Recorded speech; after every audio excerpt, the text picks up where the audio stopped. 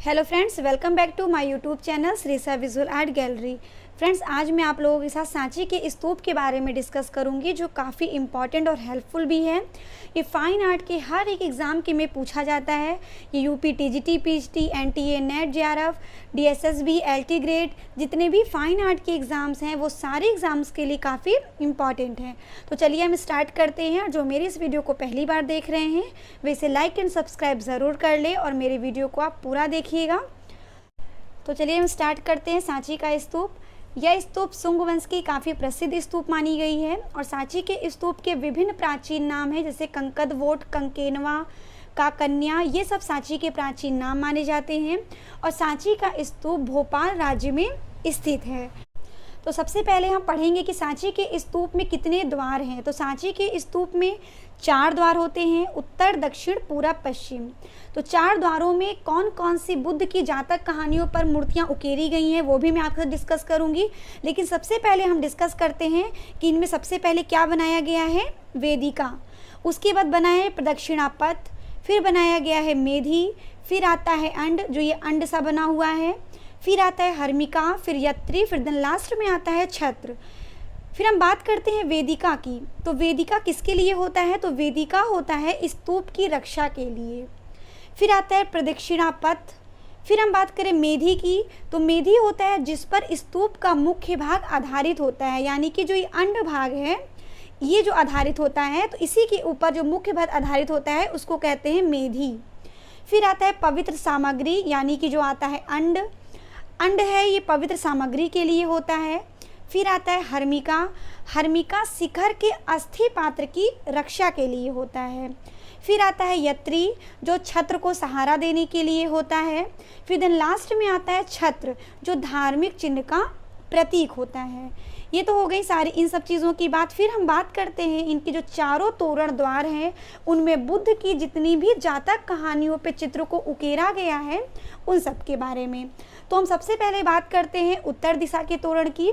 तो उत्तर दिशा के तोरण में अनेक जातक कहानियों का अंकन हुआ है, जिसमें बैशांतर जातक कथाओं का अंकन है, श्रृंगी जातक का अंकन है। जो बैशांतर जातक कथाएं हैं वो उत्तरी तोरण निचली बरेड़ी के आगे और पीछे दर्शाई गई है। ये यूजीसी नेट के एग्ज़ाम में भी पूछा गया है। उसके अलावा मार्ग का आक्रमण, नेक्स्ट है छदंत जातक, फिर जैतवनदान, बोधि वृक्ष, महापरिनिर्वाण, ये तो थे उत्तर दिशा के तोरण के। फिर हम बात करें दक्षिण दिशा के तोरण की, तो दक्षिण दिशा के तोरण पर कमलों के बीच लक्ष्मी को दर्शाया गया है। उसके अलावा सम्राट अशोक की रामग्राम यात्रा को दर्शाया है। इसके अलावा अन्य जातक कथाओं का भी वर्णन है। तो ये दक्षिण के तोरण के द्वार पर ही श्री देवी, जिसे कमलों के बीच में खड़ी दर्शाया गया है।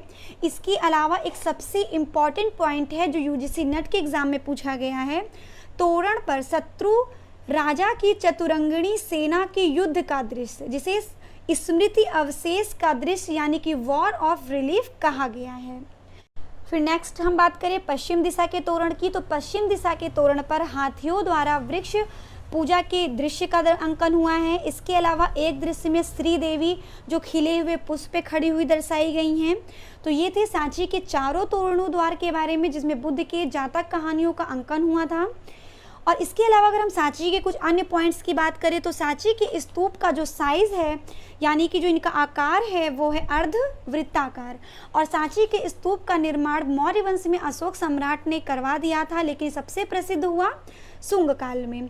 अशोक के काल में सांची के स्तूप केवल ईंट पे बनाए जाते थे, परंतु उसके पश्चात शुंग राजाओं ने इनके चारों ओर पत्थरों की दोहरी वेदिका बनवा दी थी।